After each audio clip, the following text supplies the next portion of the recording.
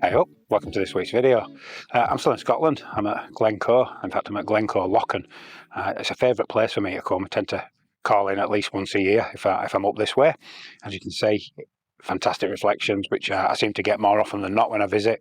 But more importantly, autumn's arrived. Look at those fantastic. In fact, if I just darken you down a second, look at those colours. It's yeah, really kicking off. Those oranges, those reds, really nice. What I'm doing is, rather than getting the big grand vista, what I normally do when I come here is, over the other side there's a little jetty that makes a nice sort of foreground interest. You've got the pap of Glencoe in the background. I always get that shot. It's just a bit of a cliche when you come here. In fact, I'll put it up now and you can see the image I've captured in the past. But I thought I'd try something different. I'm just going to zoom in on the individual trees or individual clumps of trees, pick out a little star, one that's really colourful, get those reflections and just get that in the shot. I've got a 70 to 300mm lens on, so really pick out those details. Just something a bit different. I mean, who am I kidding? I'll probably still get a few sort of grand vistas or bigger vistas, but for now at least, I'm just going to concentrate on those details. So, yeah, let's see how we get on.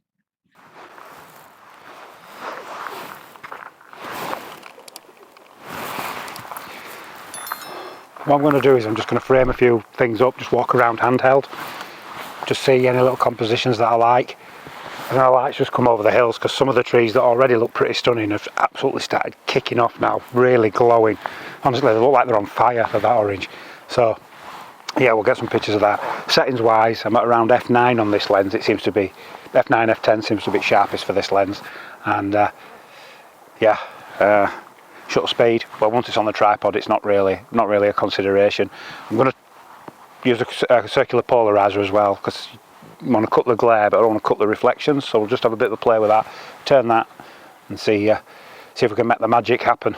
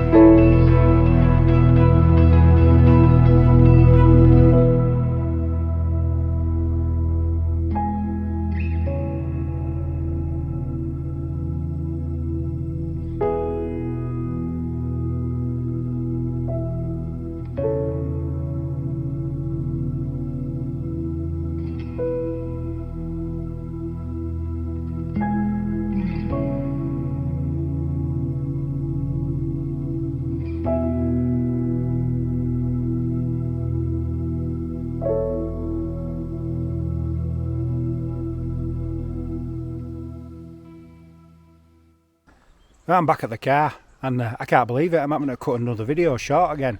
We've had a bit of an incident. I'm going to put some images up now of hopefully be able to see there's a lens absolutely swimming with water. Not just a lens, a Nikon Z6 as well.